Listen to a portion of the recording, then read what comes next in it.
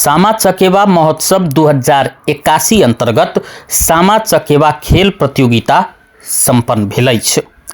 मैथिली विकास कोष के आयोजना में आयोजित 6 दिवसीय सामा चकेवा महोत्सव अंतर्गत सामा चकेवा खेल प्रतियोगिता के उद्घाटन जनकपुर धाम उप महानगर पालिका के नगर प्रमुख मनोज शाह, मैथिली विकास कोषक अध्यक्ष जीवनाथ चौधरी, जनकपुर धामक पूर्व नगर प्रमुख बजरंग शाह सहितक व्यक्तित्व संयुक्त रूप में केने छलैथ। प्रतियोगिता में मिथिलेश्वर मौवाही के सामा चकेवा समूह पहिल स्थान प्राप्त केने छल। 9टा समूह सहभागी भेल प्रतियोगिता में modern Nepal English medium boarding school Janakpur Dham 7 दोसर स्थान प्राप्त केने छल त तेसर स्थान सखी बहिनपा मैथिलानी समूह प्राप्त केने छल। प्रतियोगिता में प्रथम स्थान प्राप्त करवाला समूह के 11,000, दोसर स्थान प्राप्त केनिहार समूह के 7,000 आ तेसर स्थान प्राप्त केनिहार समूह के 5,000 राशि से पुरस्कृत कयल गेल। प्रतियोगिता में सहभागी भेल समूह सब अपन अपन सामा खेल के प्रस्तुति देने छलैथ। देखल जा विभिन्न समूह सब देने प्रस्तुति के किछ झलक सब।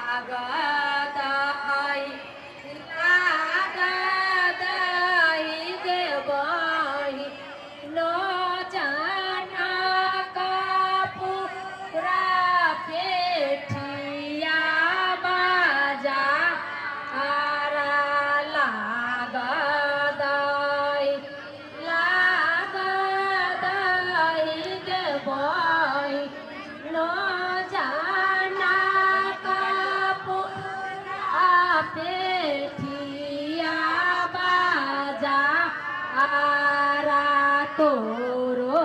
लागी लाए बाउगे बॉय नो समाचा के बाहर सा ता पाछू पाछू आए दौगे बहिनो चूरा दही रे आभा अरत करे पाछा आए दौगे बहिनो सामाए ए भैया के दुआ साइली सामा आकोने मास जाइछि इहे घन मोहनी साम आकोने मास आइली सामा आकोने मास जाइछि इहे मन मोहनी साम भैया जी तेरा शीश देने जा हे मन मोहनी साम कार्तिक मास आइली सामा कार्तिक मास जाइछि इहे मन मोहनी साम आशीष ले जा हे मन मोहनी सामा खेला गेली माई गे सबे भैया के आंगना है ए आहे कन्या भोजो लेला लूलू आय कहाँ रे ननदो आएलाय ए आहे कन्या भोजो लेला लूलू आय कहाँ रे ननदो आएलाय ए तन अम्बचनिया जाबे सुनालान सबे बहिनो है ए बहिनो कान लागल करछि घुमा ए बहिनिया मोर अपाहुना है ए आहे मारे लागल बरछि घुमा बहिनिया मोर अपाहुना लूलू जाइयो से कन्या भौजो ए भाई पकड़ा ज छो